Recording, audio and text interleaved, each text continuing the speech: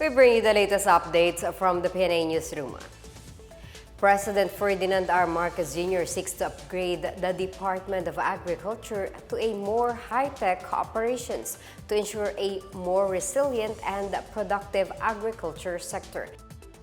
In a media interview in Pili, Camarines Sur, Marcos said structural challenges remains among the DA's biggest concerns in improving food production. The President and concurrent Agriculture Secretary cited the need to learn up-to-date agriculture technologies. He also said the DA must promote consolidation to increase the productivity and competitiveness of Filipino farmers, as well as strengthen their respective cooperatives and associations. Meanwhile, the DA is also rebuilding the agriculture value chain alongside efforts to lower prices of agricultural products. We have to convert the Department of Agriculture into a high-tech operation dahil that's the only way ngayon to increase production. So we have to bring that technology. The technology exists. Nandiyan naman eh. Magpaturo tayo sa iba-iba. Dati tayo nagtuturo sa kanila. Ngayon tayo mag-aaral sa kanila. Pero matutunan natin yung pinakamagagandang bagong technique at strategiya para sa pagsasaka at ipapasa natin yan sa mga farmer. As the government continues its whole-of-nation approach against communist insurgency, President Ferdinand R. Marcos Jr. called on the military to reach out to insurgents as peacemakers. In a speech to the soldiers at the 9th Infantry Spear Division in Camarines Sur, Marcos said they must give insurgents a chance to return to the fold of the law now that the government has changed its approach toward communist terrorist groups. He said dissidents have redirected their efforts to the armed struggle because of the whole-of-nation approach, which addresses the root causes of the communist insurgency. Meanwhile, Marcos recognized the role of the military as war fighters who put pressure on the enemies of the state. He also reminded the AFP to prioritize its mission of safeguarding the country's maritime territory. He likewise reiterated his promise to modernize the armed forces' defense capabilities.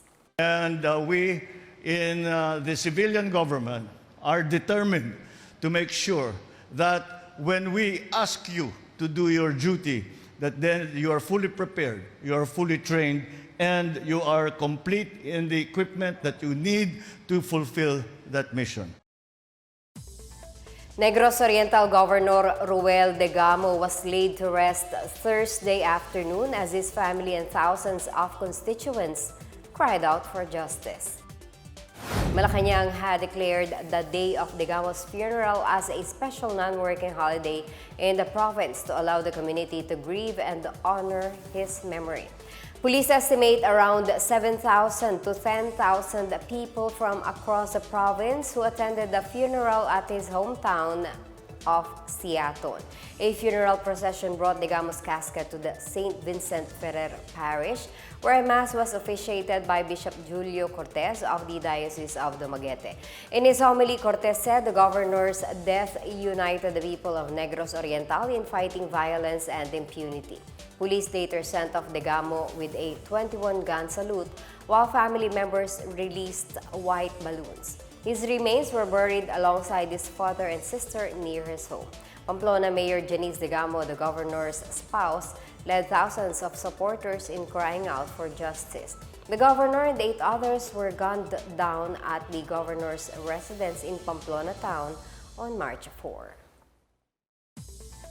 A total of 17.7 billion pesos has been allocated in this year's national budget to fund the Tourism Road Infrastructure Program, or TRIP.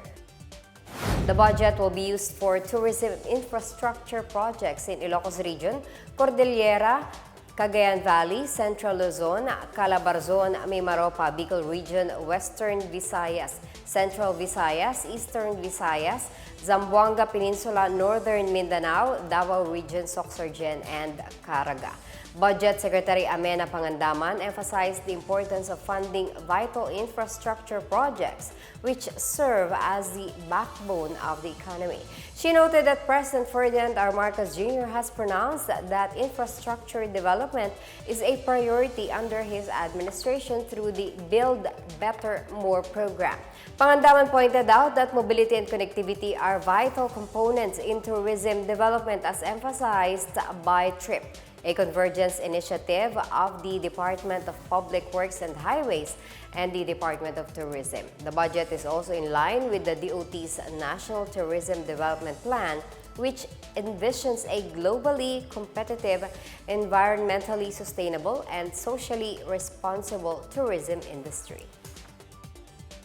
And that's the latest and the biggest stories from the Pna Newsroom. For more news content, visit our webpage or head on to the Philippine News Agency's Facebook and Twitter accounts. We are also shown on the social media pages of the Presidential Communications Office, or PCO. Stay tuned for more news updates. I'm Marita Muaje. We tell stories that inspire change.